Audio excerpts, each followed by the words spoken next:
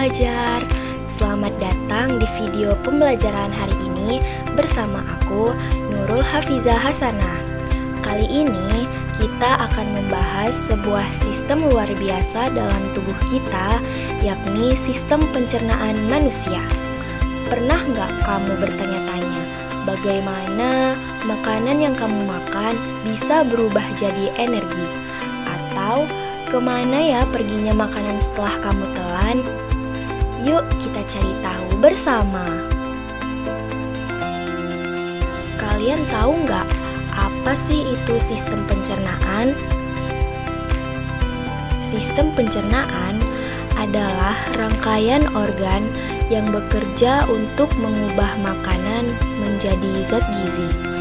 Zat gizi inilah yang akan diserap oleh tubuh untuk menghasilkan energi, memperbaiki jaringan, dan menjaga fungsi tubuh. Proses ini melibatkan dua jenis pencernaan. Yang pertama itu ada pencernaan mekanis. Pencernaan mekanis itu merupakan proses fisik seperti mengunyah. Dan yang kedua ada pencernaan kimiawi. Pencernaan ini merupakan pemecahan zat oleh enzim. Sistem ini dimulai dari mulut dan berakhir di anus. Berikut ini merupakan organ-organ yang ada dalam sistem pencernaan manusia beserta fungsinya.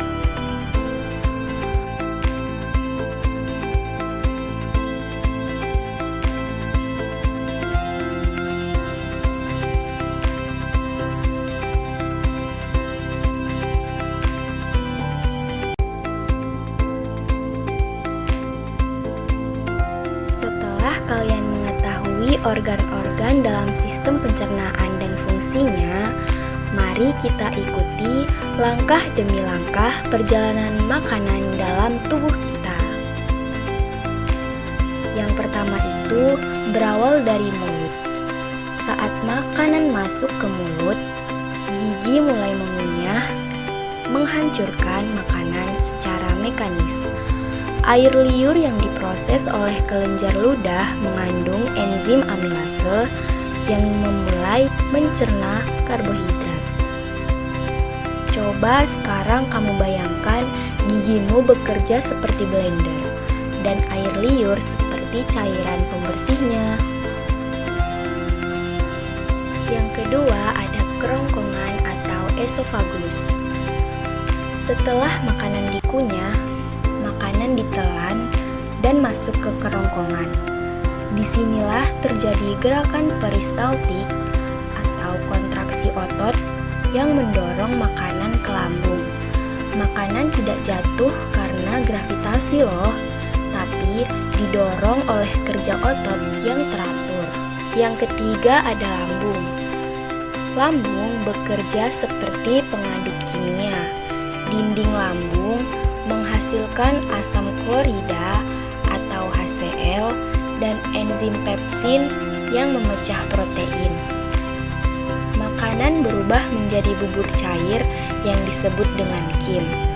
Makanan bisa tinggal di lambung selama 2-4 jam tergantung jenis makanannya.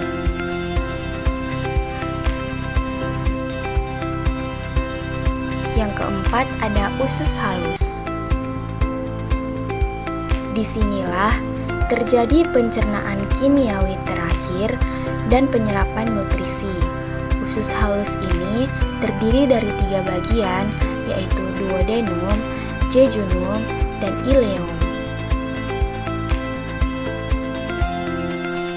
Empedu dari hati dan enzim dari pankreas masuk ke duodenum untuk membantu pencernaan lemak dan protein.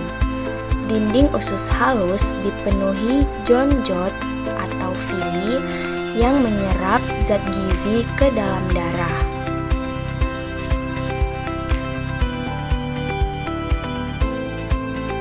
Yang kelima ada usus besar. Setelah semua zat gizi diserap, sisa makanan masuk ke usus besar. Di sini, air dan mineral diserap kembali. Sisa makanan akan dibentuk menjadi feses. Bakteri baik di usus besar juga membantu menghasilkan vitamin seperti vitamin K dan B12.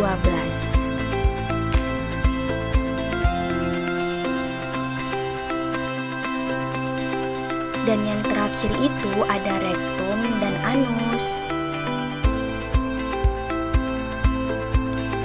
Feses disimpan sementara di rektum dan saat waktunya tiba dikeluarkan lewat anus yang kita sebut dengan buang air besar. Nah, gimana nih? Kalian udah tahu kan kemana perginya makanan setelah kita telan?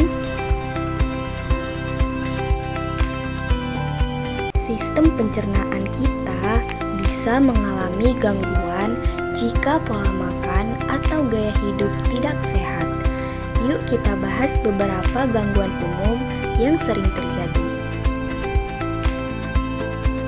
Yang pertama itu ada MAH atau gastritis. MAH terjadi ketika lapisan dinding lambung mengalami iritasi akibat produksi asam lambung yang berlebihan. Gejalanya bisa berupa perut terasa perih, mual, kembung, bahkan muntah. MAH sering disebabkan oleh pola makan yang tidak teratur, stres, atau konsumsi makanan pedas dan asam secara berlebihan. Yang kedua ada diare. Diare ditandai dengan buang air besar yang encer dan lebih sering dari biasanya. Ini bisa terjadi karena infeksi bakteri atau virus, alergi makanan, atau konsumsi makanan yang tidak higienis. Jika tidak ditangani, diare bisa menyebabkan dehidrasi, terutama pada anak-anak dan lansia. Yang ketiga ada konstipasi atau sembelit. Sembelit terjadi pada saat seseorang mengalami kesulitan buang air besar atau frekuensinya sangat jarang. Hal ini biasanya disebabkan oleh kurangnya asupan serat, kurang minum air putih, atau kurang bergerak. Feses yang keras dan sulit keluar bisa menyebabkan nyeri dan bahkan luka di sekitar anus. Yang keempat ada GERD. GERD atau penyakit asam lambung terjadi ketika asam dari lambung naik ke kerongkongan. Gejalanya berupa rasa panas di dada atau heartburn, mulut terasa asam, dan mual. GERD bisa memburuk jika kita sering langsung berbaring setelah makan atau mengonsumsi makanan berlemak tinggi. Meskipun kelihatannya ringan, gangguan-gangguan ini bisa mengganggu aktivitas sehari-hari dan kualitas hidup.